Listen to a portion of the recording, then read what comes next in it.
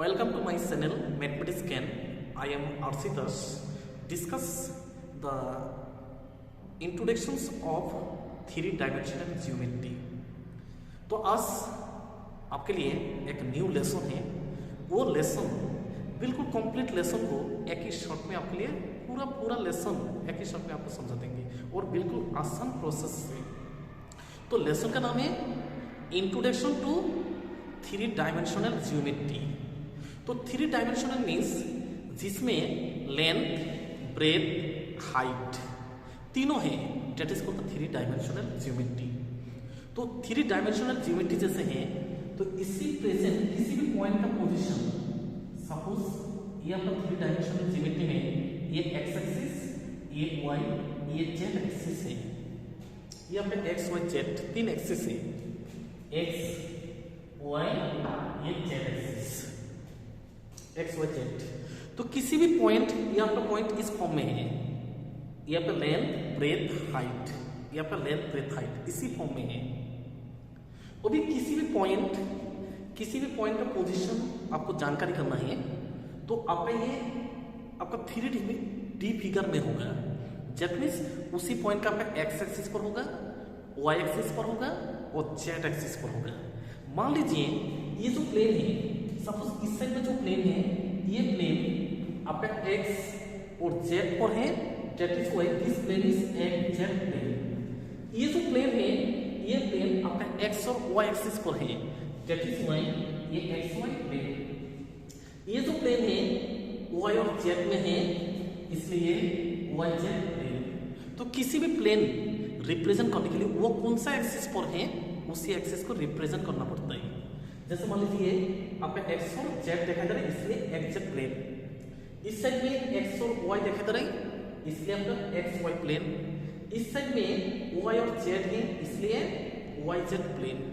Total आपका 8 plane है, surface है, एक नेगेटिव डायरेक्शन में भी है, ऐसा करके टोटल आपका 8 प्लेन है और 8 सरफेस है। And this surface is called the octet. ठीक है, इसको कहते हैं ऑक्टेट। नेक्स्ट, किसी भी point, if A point on x axis, जैसे किसी भी पॉइंट है एक्स एक्सिस पर है, जैसे एक्स एक्सिस पर है तो उस पॉइंट का कोऑर्डिनेट आपके इसी फॉर्म में होगा x 0 0, क्योंकि ये एक्स एक्सिस पर है।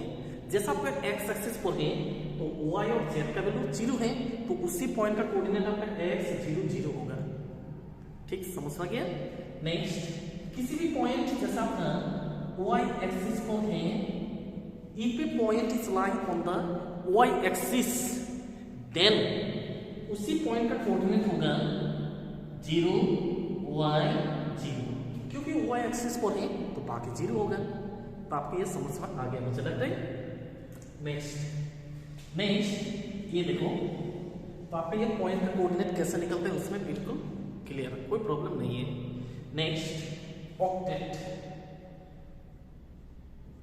ऑक्टेट टोटल आपका 8 ऑक्टेट है, टोटल आपके पास 8 ऑक्टेट है।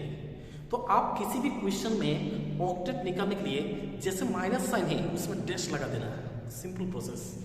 तो name of octet, name of octet, मान लीजिए -1 2 3, तो वो कौन सा ऑक्टेट पर है वो जानकारी करने के लिए इसमें माइनस है, इसलिए एक्स ओ वाई जेड ये है आपका नेम ऑफ ऑक्टेट। तो आपका क्वेश्चन बिल्कुल सिंपल प्रोसेस होगा। इसी पॉइंट है किसी भी ऑक्टेट को रिप्रेजेंट करने के लिए एक्स ओ वाई जेड ऐसे लिखा जाता है, एक्स ओ वाई जेड। मान लीजिए आपका ये जहां माइनस है उसमें डैश लगा दीजिए। जैसे मान लीजिए यहाँ पे माइनस है तो इसमें डैश लिखना है, ओ के ऊपर डैश लिखना नहीं है। जैसे मान लीजिए यहाँ पे माइनस है तो यहाँ पे भी डैश लग जाएगा। तो आपको ऑक्टेट कैसे निकलता है तो क्लियर दिमाग में। नेक्स्ट, मैं और एक एग्जांपल देता हूँ। मान लीजिए पॉइंट है ए पॉइंट 2 3 -5, इसका ऑक्टेट निकालने के लिए जस्ट ऑक्टेट, तो आप ऐसे यूज करोगे एक्स ओ वाई जेड, इसके ऊपर डैश लगा देंगे बिकॉज ये माइनस है। जैसे जहां माइनस है उसमें डैश लगा देना, समझ सके, जहां माइनस है उसमें डैश लगा देना। तो आपका ये लिखता है X O Y Z dash, ठीक है। जैसे मान लीजिए यहाँ पे माइनस है तो यहाँ पे डैश लगा दोगे, ठीक, जहां माइनस है उसमें डैश लगा दोगे, आगे समझ में। तो आपका किसी भी ऑक्टेट कैसे कंप्लीट होता है और कैसे लिखा जाता है आपको बिल्कुल दिमाग में आ गया। नेक्स्ट पॉइंट आ रहा है, नेक्स्ट पॉइंट डिस्टेंस। अब डिस्टेंस कैसे निकल जाता है, 2 पॉइंट का आपको 12.1 एक्सरसाइज कंप्लीट, आपके इतना ही पॉइंट है। जब ऑक्टेट कैसे लिखते हैं, किसी भी पॉइंट का कोऑर्डिनेट कैसे लिखा जाता है, इतना तो क्या आपका first exercise. Next second exercise 12.2 के लिए एक्सरसाइज 12.2, इसके लिए हम क्वेश्चन प्रिपरेशन करेंगे। जी एक्सरसाइज 12.2 आपको देखा नहीं रहा है, एक्सरसाइज 12.2 के लिए देखो, ये एक्सरसाइज 12.2 के लिए हम लोग अभी प्रिपरेशन करेंगे। मान लीजिए इधर एक पॉइंट है x1 y1 z1 और इधर पॉइंट है x2 y2 z2 are any 2 points. ये दोनों पॉइंट है, ये दो पॉइंट है आपके पास, 2 पॉइंट। ये distance between A B point का बीच में डिस्टेंस कितना है, ये निकालने के लिए आप ऐसे करोगे, आपके पास 2 पॉइंट है और दोनों पॉइंट का बीच में डिस्टेंस कितना है, ये डिस्टेंस निकालने के लिए आप इसे लिखोगे x2 minus x1 whole square, y2 minus y1 whole square और z2 minus z1 whole square. इसी फॉर्मूला से आएगा आपका डिस्टेंस, 2 पॉइंट का बीच में डिस्टेंस कितना है, 2 पॉइंट का बीच में डिस्टेंस कितना है, आप ये फॉर्मूला से करोगे। जे x2 minus x1 whole square, y2 minus y1 whole square और z2 minus z1 whole square, इसी से आएगा आपका 2 पॉइंट का बीच में डिस्टेंस, ठीक है। इसी डिस्टेंस फॉर्मूला से आप किसी भी फिगर को, कौन सा फिगर है कि ये रेक्टेंगल है ना, ये स्क्वायर है ना, पैरेललोग्राम है, रोम्बस है, सारा प्रूव कर सकते हैं। तो डिस्टेंस निकालने के लिए जस्ट आप 9th क्लास में जैसे किया था ऐसे इसी फॉर्म में आएगा। नेक्स्ट मान लीजिए ये एक ट्राइंगल है, इसमें पॉइंट है ए बी सी। ये ट्राइंगल इक्विलेटरल ट्राइंगल होने के लिए ये डिस्टेंस इक्वल निकलना है, ठीक है। If this triangle is equilateral triangle then it distance should be equal, इसका डिस्टेंस जो है इक्वल होना चाहिए, तो ये इक्विलेटरल ट्राइंगल होगा। तो इक्विलेटरल ट्राइंगल के लिए आपको सिंपल प्रोसेस, डिस्टेंस इक्वल होना चाहिए। Next right angle triangle, you show that P Q R is a right angle triangle. ये आपका राइट एंगल ट्राइंगल होने के लिए, ये ट्राइंगल आपका राइट एंगल होने के लिए आपका क्या होगा, इसको स्क्वायर इक्वल टू ये दोनों स्क्वायर का सम होना चाहिए जी, इसको स्क्वायर इक्वल टू ये दोनों स्क्वायर का sum, that is called the right angle triangle. That means Pythagoras theorem use होना चाहिए। इस केस में जैसे पाइथागोरस थ्योरम है, that is called the right angle triangle. तो बेटा राइट एंगल ट्राइंगल कैसे सबको दिमाग में आ गया। नेक्स्ट आप इसी फॉर्मूला को कहाँ का यूज करोगे, देखो इसी फॉर्मूला को जैसे आपके ये पैरेललोग्राम है कि नहीं, P Q R S parallelogram है कि नहीं है, तो डिस्टेंस लगा दिया होगा, बीच में डिस्टेंस इसका ऑपोजिट साइड का डिस्टेंस ऐसे इक्वल है, ऑपोजिट साइड का डिस्टेंस इक्वल है और डायगोनल भी अनइक्वल है, तो इट इज ए पैरेललोग्राम। और डायगोनल इक्वल है तो ये रेक्टेंगल, ठीक। तो स्क्वायर भी दिखा सकते हैं, ऑल साइड इक्वल है, डायगोनल भी इक्वल है, सो प्रॉपर्टी है 6-7 क्लास में जो प्रॉपर्टी किया तो वो सारा डिस्टेंस फॉर्मूला से आता है। तो आपको ये पता लग गया है कैसे दिखाओगे। Next 3 points A B C are collinear, 3 point आपका कोलिनियर है कि नहीं आप चेक भी कर सकते हैं। ये फॉर्मूला से ये डिस्टेंस फॉर्मूला से 3 पॉइंट्स कोलिनियर है कि नहीं है। सबसे पहले ये लाइन है, ये लाइन आपका ए बी सी, 3 पॉइंट दिखाई दे रहा है आपके पास, ए बी सी और 3 पॉइंट्स, आपके पास 3 पॉइंट है। ये तीनों पॉइंट कोलिनियर है कि नहीं वो जानकारी करने के लिए पहले इसका डिस्टेंस निकालो और एक बार इसका निकालो। इसका और इसका साम करके इसके इक्वल है, ठीक है, इस दोनों के इक्वल है and that is called the what collinear. तो कोलिनियर होने के लिए आपको जस्ट एक ही कंडीशन है, AB plus BC equal to AC।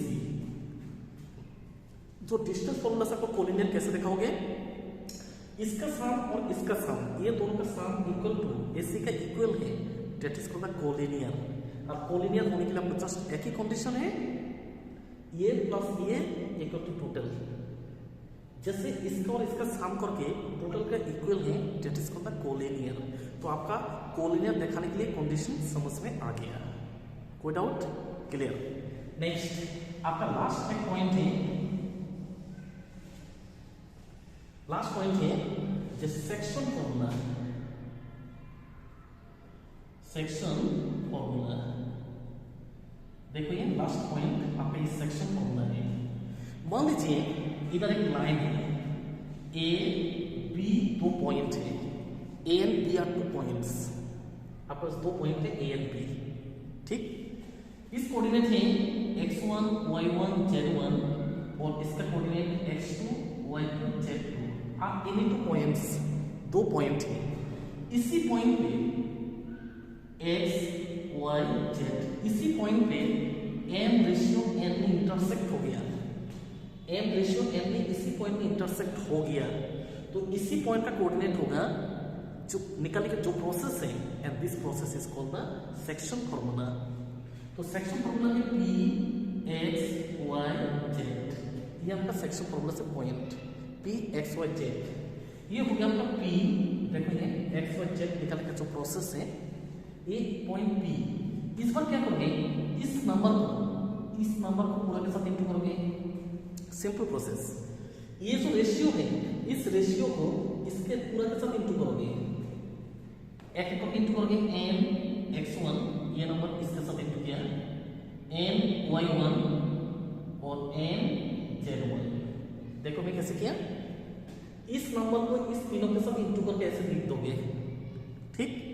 Next ये नंबर को ये तीनों के साथ इंटू करोगे, ये जो रेशियो है, कितना रेशियो में काट दिया, वो पॉइंट को इस तीनों के साथ इंटू करो, m x2, next m y2, next m z2, और नीचे लिखोगे m प्लस n और नीचे है m प्लस n। ये जो फॉर्मूला है, and this is called the section formula. तो ये ऑलरेडी आपका क्लास 9-10 में आप लोग स्टडी करके आएगा। तो ये सेक्शन फॉर्मूला कैसे यूज किया जाता है आपको क्लियर दिमाग में आ गया, ठीक है। ये है सेक्शन फॉर्मूला। तो किसी क्वेश्चन में आपको जैसे रेशियो निकालना है तो ये फॉर्मूला यूज करोगे, और नहीं तो mn की जगह में k रेशियो 1 भी यूज कर सकते हैं, mn की जगह में k रेशियो 1 भी यूज कर सकते हैं, कोई प्रॉब्लम नहीं है। ये m और ये n मान लीजिए, ठीक है। नेक्स्ट ये सेक्शन फॉर्मूला से कोलिनियर कैसे प्रूव करोगे, ये सबसे इंपॉर्टेंट है, ठीक है। सेक्शन फॉर्मूला से कोलिनियर यूज करने का प्रोसेस जो है, that is the very important process. आप क्या करोगे, कोलिनियर दिखाने के लिए, कोलिनियर दिखाने के लिए हो गया, कोलिनियर दिखाने के लिए क्या करोगे, पहले ये जो पॉइंट है, कोलिनियर में तीनों पॉइंट एक ही लाइन पे है कि नहीं है, ये निकालने के लिए एक पॉइंट के साथ कंपेयर कर देना। जैसे मान लीजिए जेड के साथ इसको कंपेयर करना, नहीं तो वाई के साथ, नहीं तो एक्स के साथ, एक को कंपेयर करना है।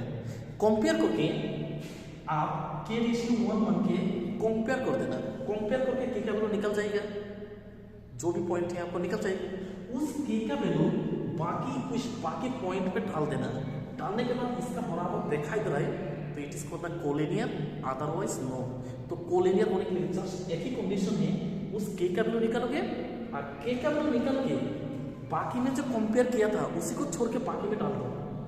यहाँ पे डालने के बाद जैसे इस साइड को सेटिस्फाइड हो रहा है, मतलब इस साइड के इक्वल आ रहा है, तो कोलिनियर, अदरवाइज नो। तो ये हो गया आपका इस लेसन का मेन मॉडल। तो आपको समझ में आ गया मुझे लग रही है। तो इसी हिसाब से आप लोग कंप्लीट करेंगे, और ये लेसन में जस्ट इतना ही है। Thank you my dear students, have a nice day.